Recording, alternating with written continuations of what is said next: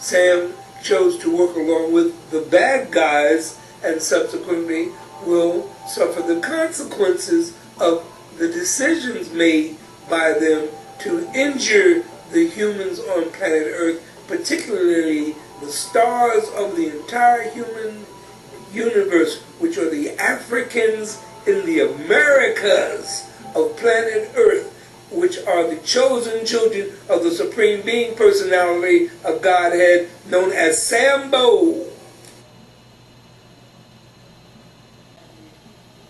Of the Cherokees.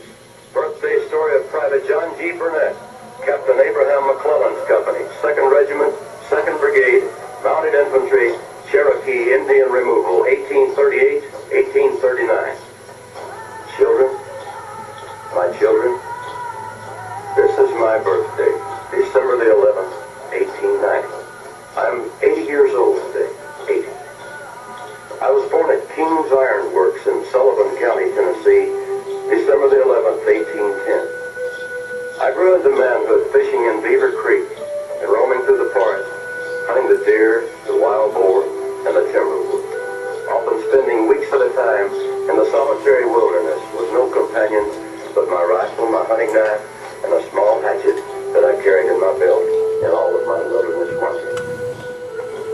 On these long hunting trips I met and became acquainted with many of the Cherokee Indians, hunting with them by day and sleeping around their campfires by night. I learned to speak their language, and they taught me the arts of trailing and building traps and snares.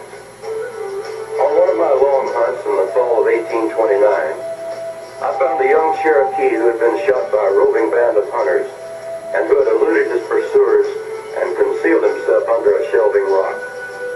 Weak from loss of blood, the poor creature was unable to walk and almost famished for water. I carried him to a spring, bathed and bandaged the bullet wound, built a shelter out of bark peeled from a dead chestnut tree. I nursed him, protected him, fed him on chestnuts and roasted deer meat. When he was able to travel, I accompanied him to the home of his people and remained so long that I was given up for lost. Well, by this time I had become an expert rifleman and a fairly good archer and a good trapper, and spent most of my time in the forest in quest of game. The removal of the Cherokee Indians from their lifelong homes in the year of 1838 found me, a young man in the prime of life and a private soldier in the American Army. Being acquainted with many of the Indians and able to fluently speak their language, I was sent as interpreter into the Smoky Mountain country in May 1838. And witnessed the execution of the most brutal order in the history of American warfare. I saw the hopeless, the helpless Cherokees arrested, dragged from their homes, and driven at the bayonet point into the stockades. And in the chill of a drizzling rain on an October morning, I saw them loaded like cattle or sheep into 645 wagons and started toward the west. This is it. See, that was genocide way back in the day. The same old shit now they're using trains. This is the beastly, devil, evil ass cracker that the world is just so tired of this. Okay, it's just had it. You guys are going to be killed. That's what the light ships are here for. To kill you guys. Get you off this planet because I'm going to show you nothing but this shit over and over and over. This is all you've contributed with your arrogant asses, stolen everything, made everybody slaves, and you walk around here wanting to be worshipped as God, and you are Satan. You are the devil. You are evil. You are Isfet, and your time is over. See you. Get the hell out of here. True story, my children. Just so that we are all on the same page, I'd like to commence by saying that the multi-dimensional reality we experience in these various timelines we are afforded are the matrices we travel and hopefully learn something from. In this jigsaw equation we travel through, over, atop of, as well as beneath. Time itself is not totally as we perceive it to be from our ignorant perspective of the creation. And it works compounded with the erroneous information we are fed by the academic institutions. They are physically impressive, but they lack consciousness and the proper information placed into them. Like Dr. Lloyd Pye says, everything you know is wrong. For example, Ashana Dean's information informs us that time travel, dimensional hopping, mental telepathy, and the ability to condense light into material objects, which can then be shaped into whatever we desire, is a natural fact of the universe as basic standards by which other beings do operate constantly with. The humans here on planet Earth have been shut out of the loop of these activities by the bad guys, which the United States government or secret government operates with. These bad guys do not allow us to know how the creation really operates. For instance, my friend Bernice, who works in the underground area of Area 51, works with those aliens who park their transparent flying cars in the air with their minds, and also fly their cars with their minds.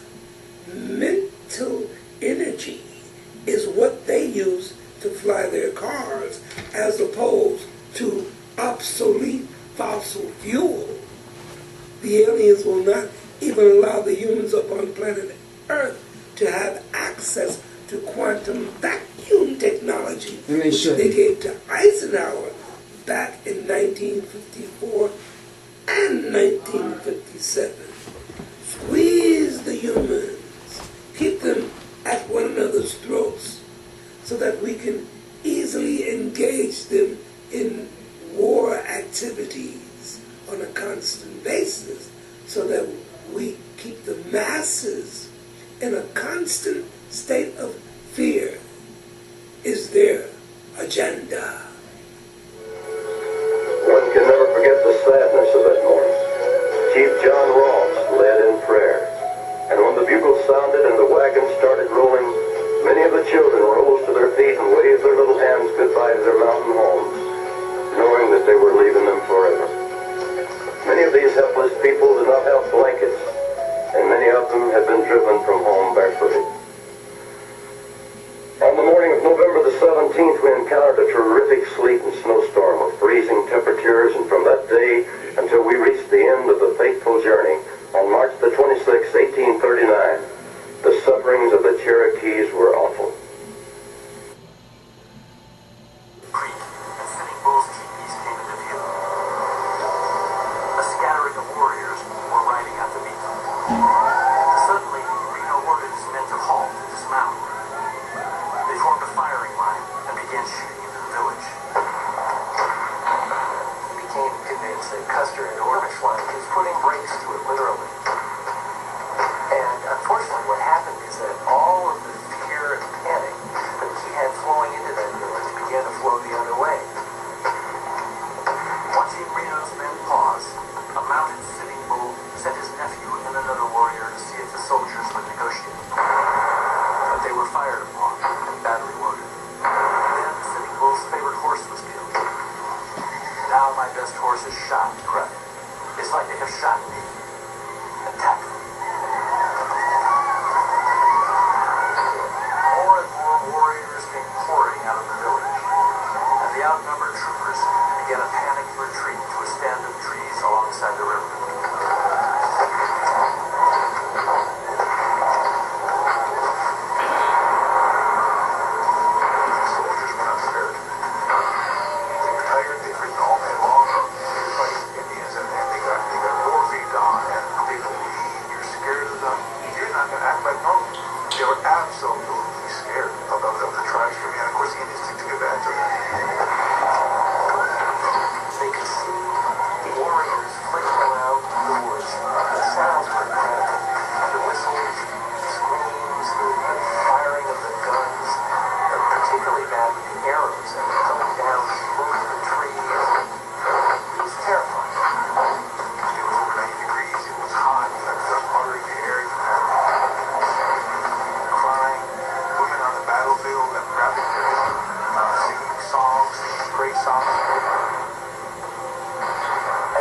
happened is a Bloody Knife, who was Custer's favorite Auricula scout, was on a horse beside Reno as they were pulling everybody together.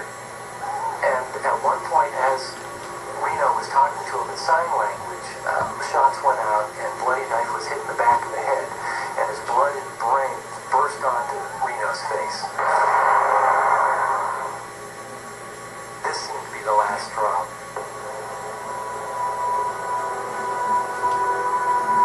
You could tell that he was confused because he told the troopers to mount up, then to dismount, then to mount up and dismount, and after that all hell broke loose.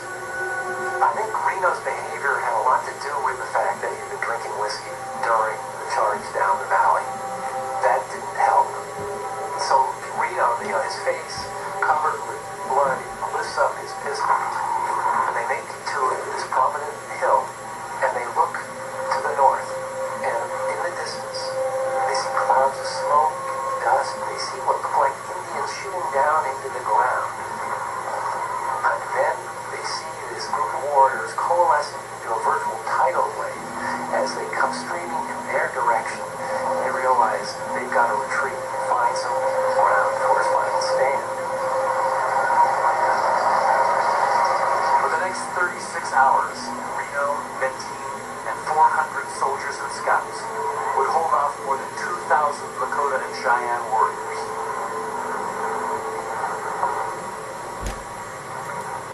The only way that you're gonna get a story like that is that you get a bunch of white people to tell you that shit. It's the same story in Africa, where they all held off Shaka Zulu, small numbers of white men defeating large armies of black men. What they forget to tell you is that these white men have machine guns and all that shit like that. So all this trying to step them up like they these great people and all. No, they're not. They're just people who has manipulated their way through the world by murdering people, making people weaker than them, by filling their surroundings with weapons of destruction, just like we got nuclear bombs and all that crap on Earth because of them needing that type of stuff to perpetuate their greatness through lies and bullshit rhetoric, propagandas like what you're hearing right now. All these Indians coming, 25,000 can't kill 400 white men.